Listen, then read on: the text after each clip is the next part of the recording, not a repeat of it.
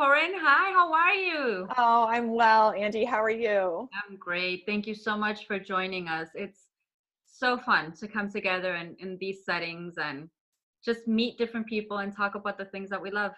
It really is. It really is. I'm so happy to be here. That's so cool. So I'm excited to talk to you a little bit that I know of your background, and I want you to kind of fill us all in. Um, you are a best-selling author, and I believe three-time award-winning book of a book called From Anxiety to Love. I didn't want to say it backwards. You got it. From anxiety to love. Beautiful cover. Obviously, I'm a graphic designer, so I love that layout. Awesome. Thank you. I can't take credit. It's my publisher who did it, but I love it too. I just think they nailed it. He did. He definitely did. Okay, great. So tell us first of all, let's kind of backtrack. How did you come to A Course in Miracles, and what was your experience with it like at the beginning?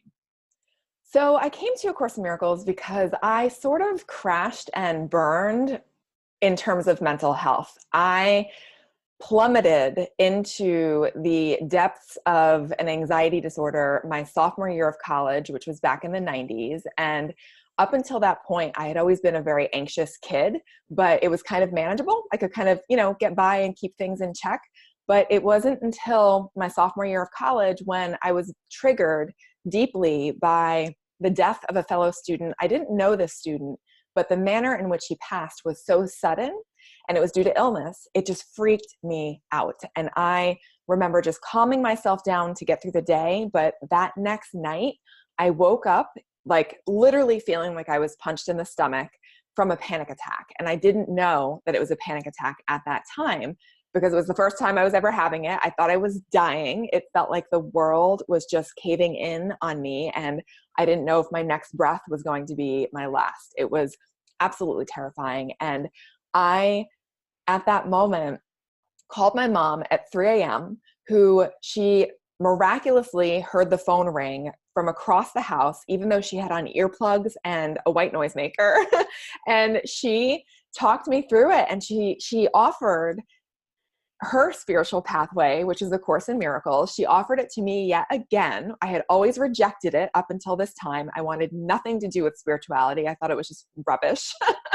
I shouldn't say rubbish, but I wasn't interested whatsoever. Rubbish. And so that was when my spiritual journey began, because I was willing to try anything to feel better, because the way that I was feeling seemed like I would never have normal footing. I would never feel grounded again. So it was kind of a rough entry into the course, but it made all the difference for me, because I live anxiety free now. I don't suffer from the debilitating anxiety like I used to. And it's been a journey in getting to that point, but it's been solely because of A Course in Miracles.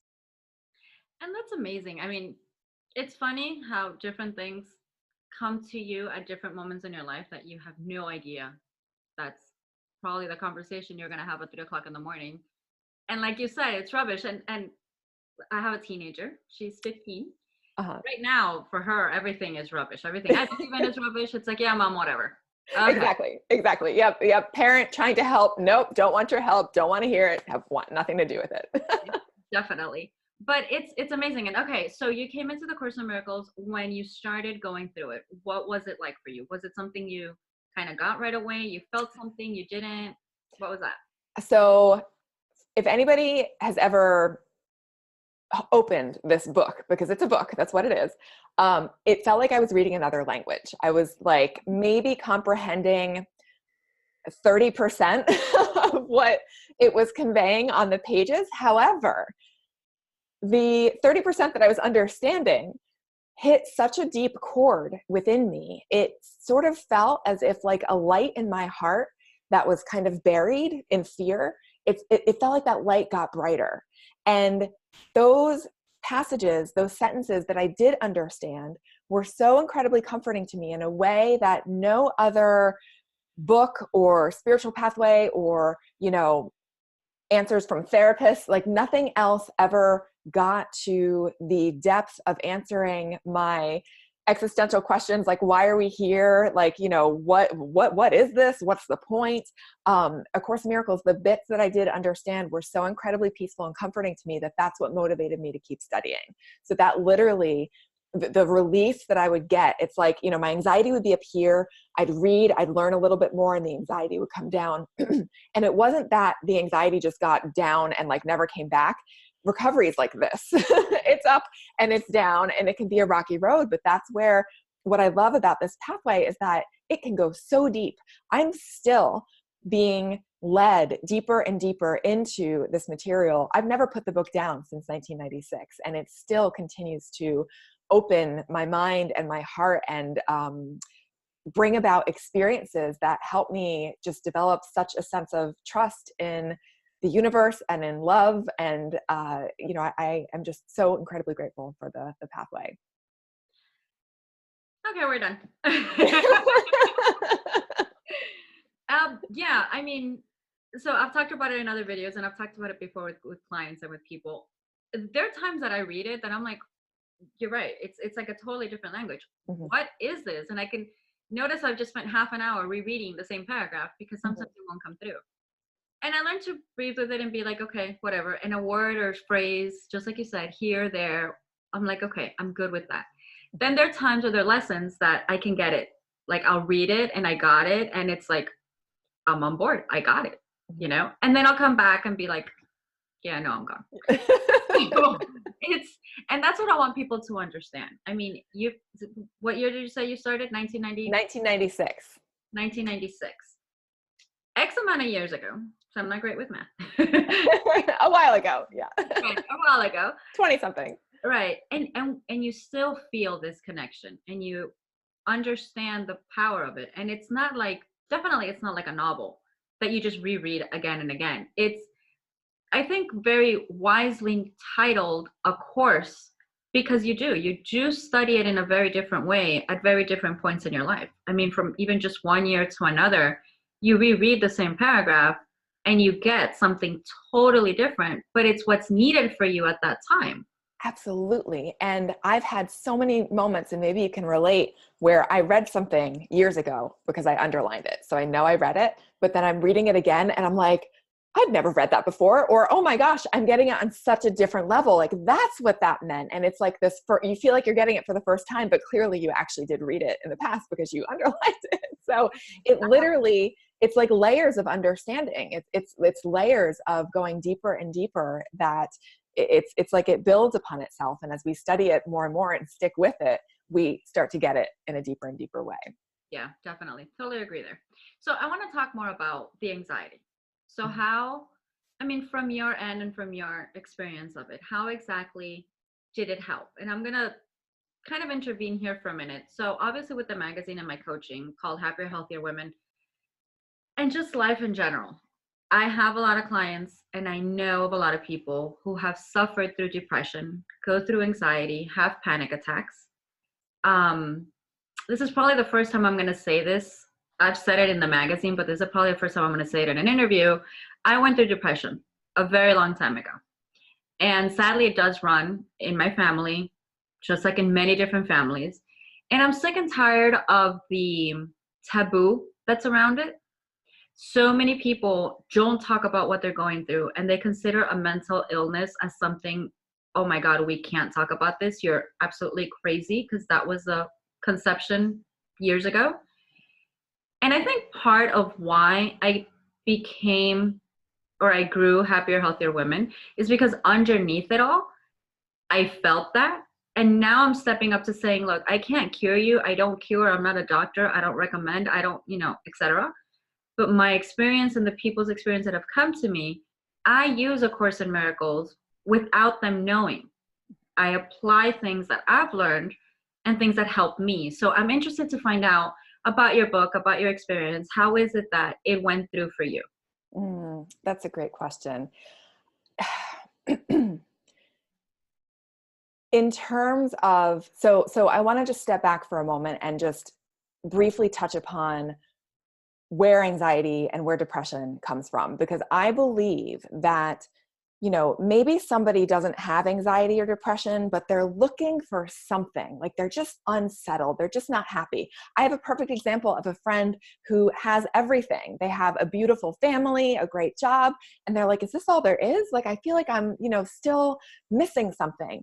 And what it is that we're missing, and for some of us, this manifests as depression or anxiety. And I do think that I'd say most of us have some degree of anxiety or fear. It may not come on the extreme end of the continuum like it did for me. It might be much more subtle. We might be like just antsy or not able to sit still, or we feel like we can't, get quiet. We have to be busy.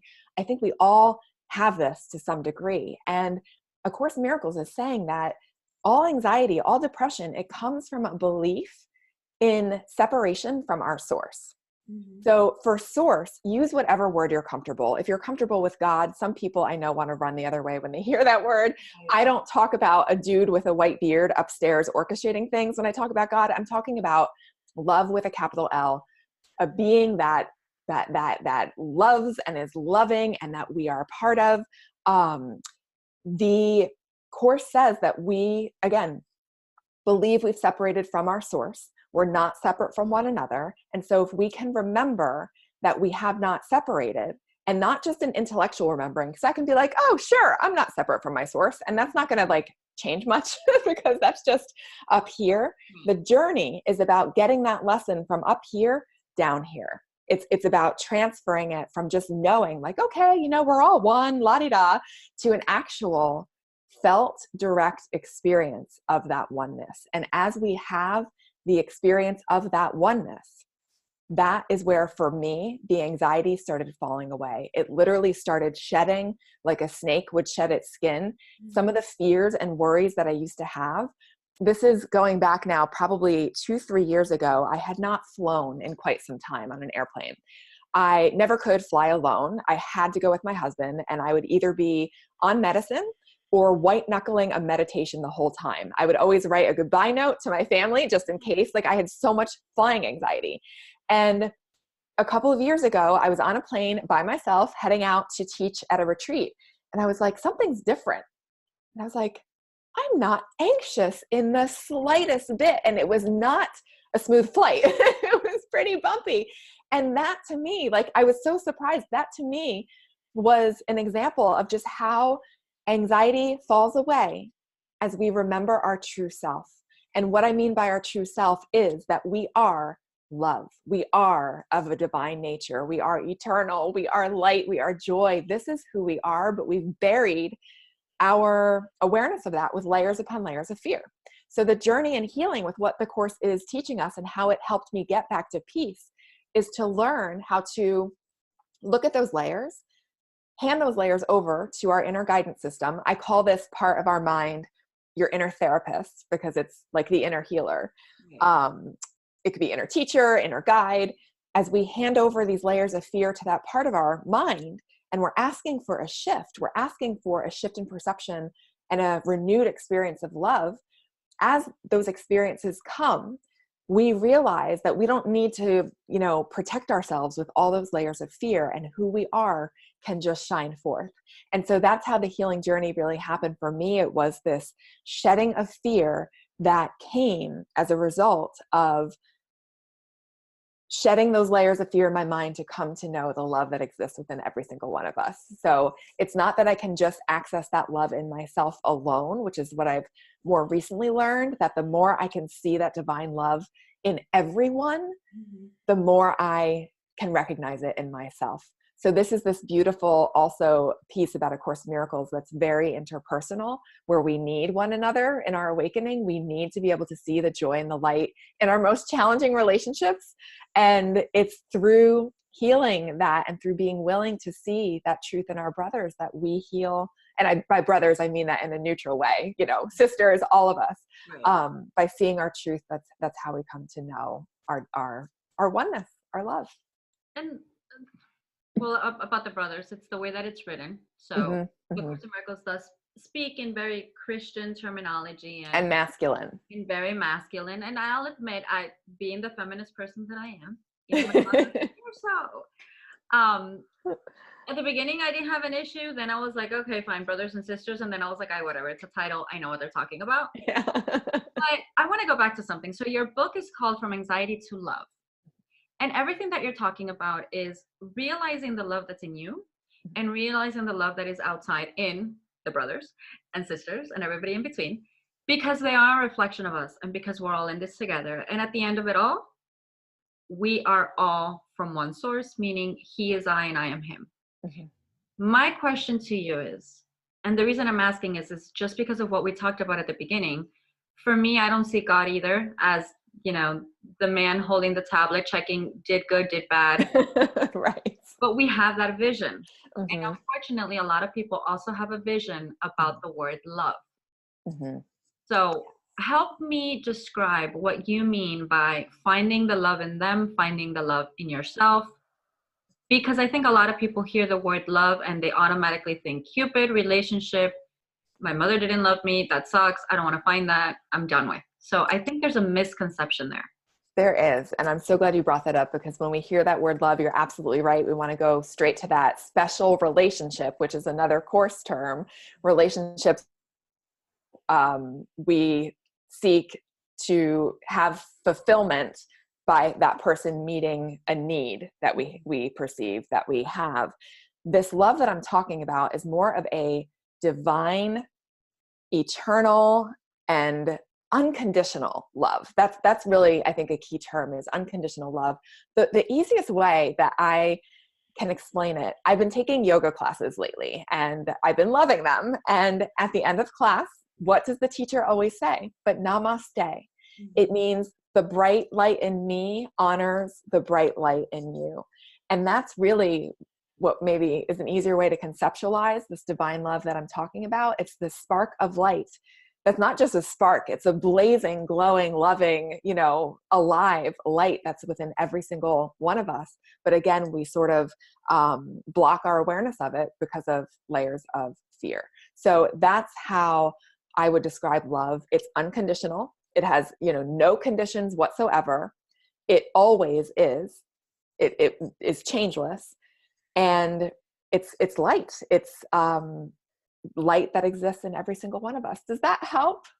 It's a big thing to try to explain. I know. Yeah, that's why I wanted to ask you. No, of course. I mean, I see it in the same way, and the way that I reference to it is it's not the love that you think you're gonna find in the dictionary. It's not that kind of love. It's an actual feeling that you have within you that you sometimes recognize in another person when you're not judging, when you're not labeling, when you're not in your head. Which of course the Course of Miracles, I call what the Course of Miracles called ego. I call it just the human mind, that we've been conditioned to fear and see different things the way that they supposedly are in our mind. And the way that I explain people love is it's that feeling of such happiness and peace within you or within an innocent child, that is the unconditional love. And for example, for me, when I read the Course of Miracles and I do understand what we're talking about and I do apply the lessons and I feel it, that part of me that is unconditional love, that me that is inner me, feels like a blaze. What you just said, it's this feeling of immense beautiful heat that you just feel like you're sparkling everywhere. It's like this body is like containing it because I just want to like really spread it.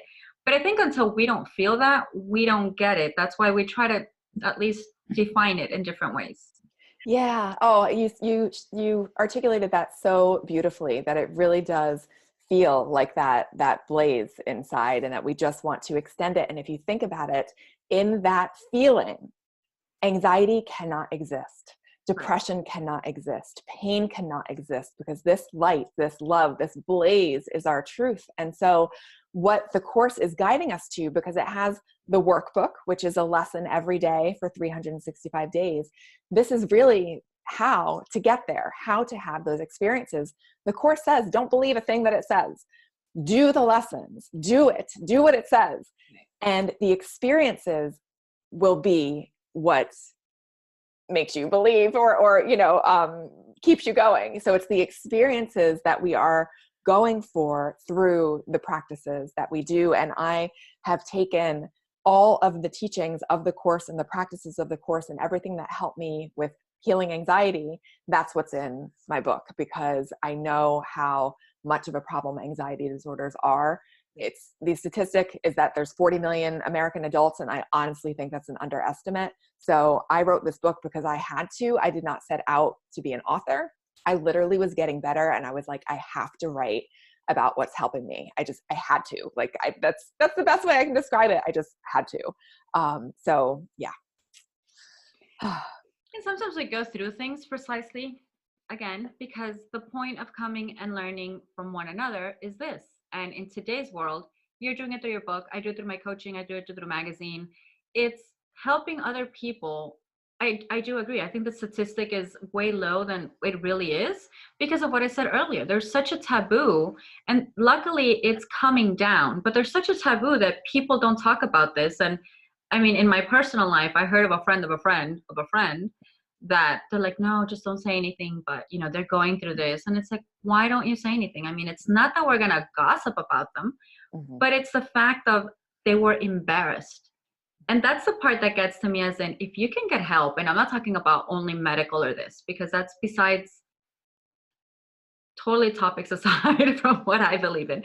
But if somebody like us that has gone through it, you that you've written the book, and me that I've been able to go through it myself, and I find different things and different rituals and different spiritual beliefs that have helped me understand and get through a lot of things in your life, we need to break that statistic. And that's why I love that we're talking, because it shows people that it's okay. You're not a psycho. It's nothing bad. You can help yourself. There's people that are there that have gone through it. You can find the light at the end of the tunnel and actually feel all these blazing love, unconditional things that we're talking about, because it literally feels good.